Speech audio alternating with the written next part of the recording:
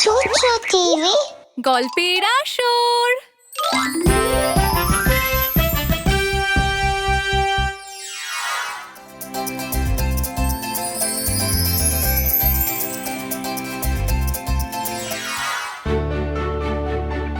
অনেক বছর আগে এক জায়গায় এক সুন্দরী রানী ছিল। তার সব থেকে বড় ইচ্ছে ছিল তার একটি মেয়ে হবে। আমার ইচ্ছে আমার নিজের একটা বাচ্চা হোক, একটা সুন্দর মেয়ে যার গায়ের রং বরফের মতো ফর্সা, তার সাথে গোলাপের মতো লাল ঠোঁট আর কয়লার মতো কুচকুচে কালো চুল। খুব বেশি দিন লাগেনি রানীর এই ইচ্ছে পূরণ হতে। কিছুদিনের মধ্যেই সে এক ফুটফুটে মেয়ের জন্ম দিল। সে তার নাম দিল শ্বেত বরফ। কিন্তু হঠাৎ রানী খুব অসুস্থ হয়ে পড়ল এবং মারা গেল। শ্বেত বরফ তখন খুব ছোট্ট। তারপর শ্বেত বরফের বাবা মানে রাজামশাই আবার বিয়ে করলেন। তার নতুন বউ নতুন রানী তখন তার সঙ্গে থাকতে শুরু করলো এবং শ্বেত বরফ থাকতো একটি দুর্গে। নতুন রানী খুবই সুন্দরী ছিল, কিন্তু তার সঙ্গে ছিল অহংকারী ও নিষ্ঠুর প্রকৃতি। তার ঘরে একটা কথা বলতে পারা জাদু আয়না ছিল, আর প্রত্যেক দিন সকালে সে ওই আয়নার সামনে দাঁড়িয়ে একটাই প্রশ্ন করত। দেওয়ালে টাঙানো জাদুই আয়না, বলো তো আমাকে সবার মধ্যে কে সব থেকে বেশি ফর্সা? জাদু আয়না সব সময় সত্যি কথা বলতো। সে রানীকে বলতো, তুমি সবার থেকে বেশি ফর্সা। তুমি আমার রানী, তুমি সবার থেকে বেশি ফর্সা। জাদু আয়নার এই কথা শুনে রানী খুব খুশি হতো, কারণ সে জানতো এই আয়না কোনোদিন মিথ্যে বলে না। এইভাবেই বছর পেরোতে লাগলো, আর শ্বেত বরফ বড় হয়ে একজন সুন্দরী মেয়ে হয়ে উঠল।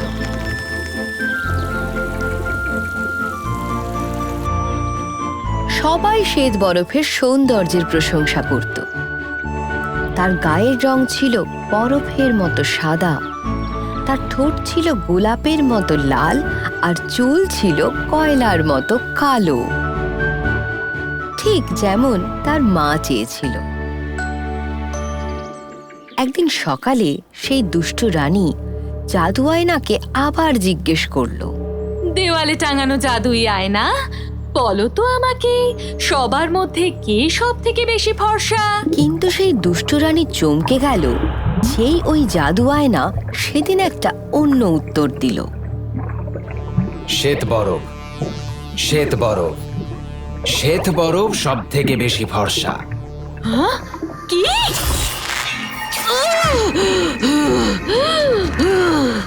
দুষ্ট রানী জানতো যে জাদু আয়না সব সময় সত্যি কথা বলে। এরপর থেকে সে শ্বেত বরফকে ঈর্ষা করতে শুরু করলো। তাই একদিন যখন রাজা ছিল না, সেই দুষ্ট রানী একজন শিকারীকে তার ঘরে পাঠালো।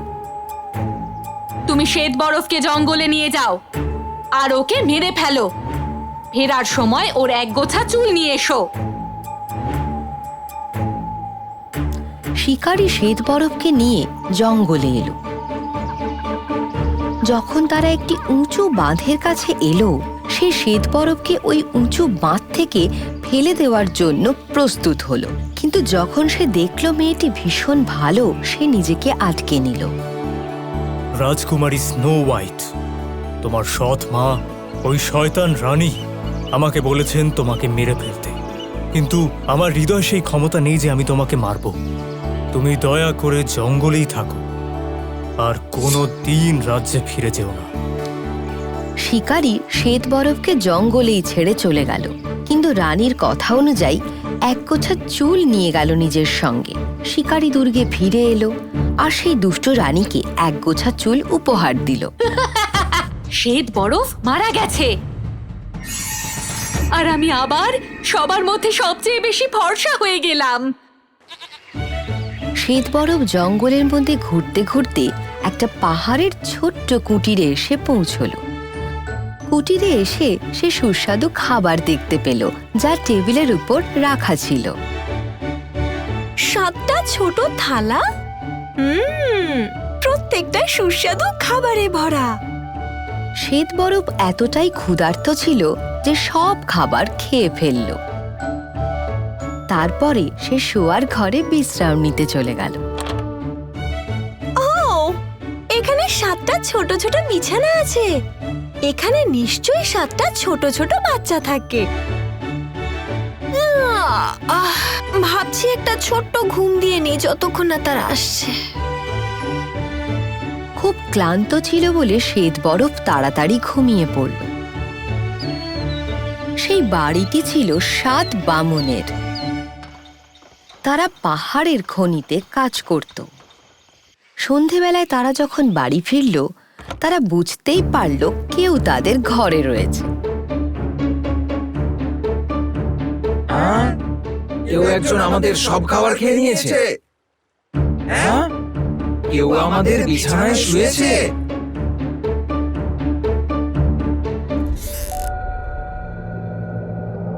বামনদের কথায় শ্বেতবরফের ঘুম ভেঙে গেল।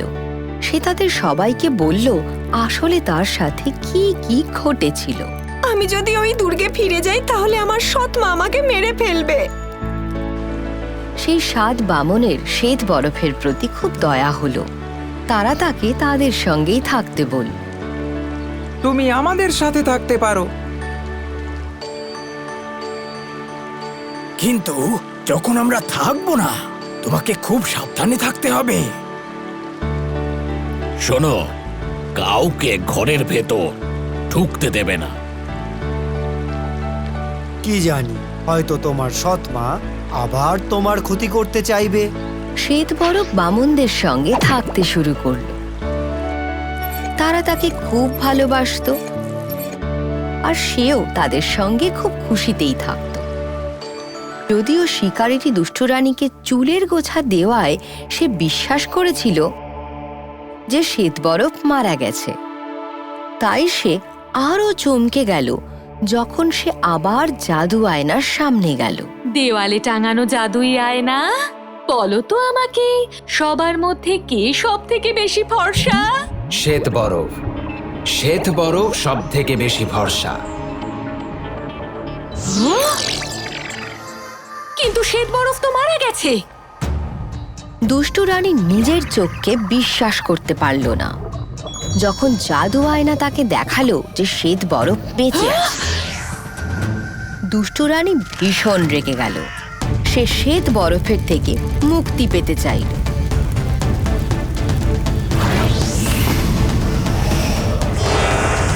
দুষ্ট রানী প্রথমে ছদ্মবেশ নিল একজন বৃদ্ধা ভিক্ষুকের। তারপর সে একটা বিষাক্ত আপেল নিল আর বামনদের ঘরে গেল। শ্বেতবরফ সেখানে একাই ছিল যখন সেই দুষ্ট রানী সেই বাড়িতে পৌঁছল। কেউ আছে? কেউ ঘরে কি আছে? আমি একজন খুব গরিব বৃদ্ধা। আমার খুব ঠান্ডা লাগছে। আমি কি কিছুক্ষণের জন্য আসতে পারি? ও, আপনি তো দরিদ্র, দয়া করে ভেতরে আসুন। শ্বেতবরফ দুষ্ট রানীর কৌশল বুঝতে পারেনি, তাই তাকে ঘরে ঢুকতে দিল। তুমি তো খুব দয়ালু। এই আপেলটা আমার ধন্যবাদ হিসেবে গ্রহণ করো। ধন্যবাদ। আপেলটা একটু ভালোবেসে খাও আর বলো কেমন লাগলো তোমার। শ্বেতবরফ দুষ্ট রানীকে চিনতেই পারেনি। সে আপেলটাতে একটা বড় করে কামড় দিল। আমার মাথা! আপেলের মধ্যে থাকা বিষে শ্বেতবরফ ধীরে ধীরে গভীর ঘুমে ঢলে পড়ল। আর আমি আবার সবার মধ্যে সবচেয়ে বেশি ফর্সা হয়ে গেলাম। যখন বামনরা ফিরে এলো, তারা দেখল শ্বেত বরফের ঠান্ডা নিথর দেহটা শুয়ে আছে। এ কি? শ্বেত বরফের সাথে কিছু একটা হয়েছে। দেখো, এখানে একটা আপেল আছে। আরে কি কাণ্ড! নিশ্চয়ই দুষ্টু রানী এখানে এসেছিল।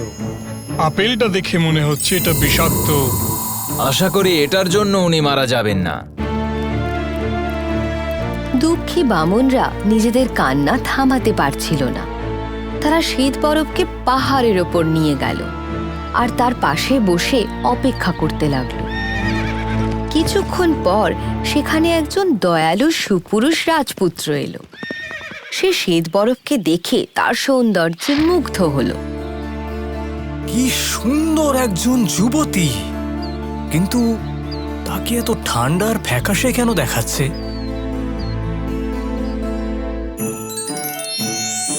রাজপুত্রের অন্তরের উষ্ণতায় শ্বেত বরফ জেগে উঠল।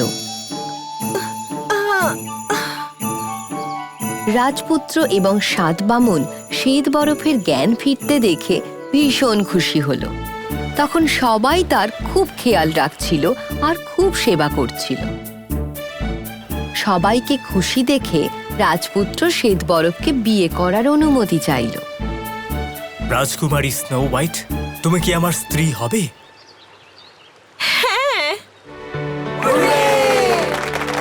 যখন সেই দুষ্টু রানী শুনল যে শ্বেত বরফ এখনো বেঁচে আছে, তখন সে আবার তার ক্ষতি করার পরিকল্পনা করল। কিন্তু এবার রাজপুত্র আর সাত বামন তৈরি ছিল। দুষ্টু রানী কিছু করার আগেই তারা দুষ্টু রানীর জুতোটা পাল্টে দিল, যেটা একটা জাদু জুতো ছিল যা কখনো থামে না। কি? আমার হাঁটা থামছে না কেন? আমি যাচ্ছিটা কোথায়?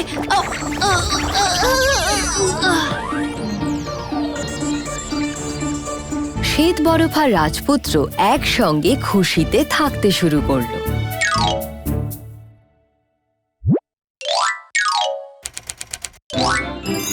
সিন্ডারেলার সব পুরনো জামা নতুন ঝলমলে হয়ে উঠল। তার জুতোগুলো সুন্দর কাঁচের জুতো হয়ে গেল।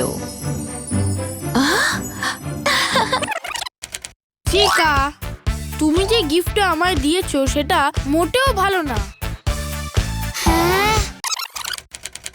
বাচ্চারা, চলো আজ আমরা একটা খেলা খেলবো, যার নাম অনুভূতির যাত্রা। আমি তোমাদের বলবো এই বাক্সের মধ্যে যা আছে সেগুলো তোমরা একবার ছুঁয়ে দেখো। অন্যান্য সব বন্ধুরা যখন একসাথে খেলা করত, তখন চিকা চুপ করে এক জায়গায় দাঁড়িয়ে থাকতো।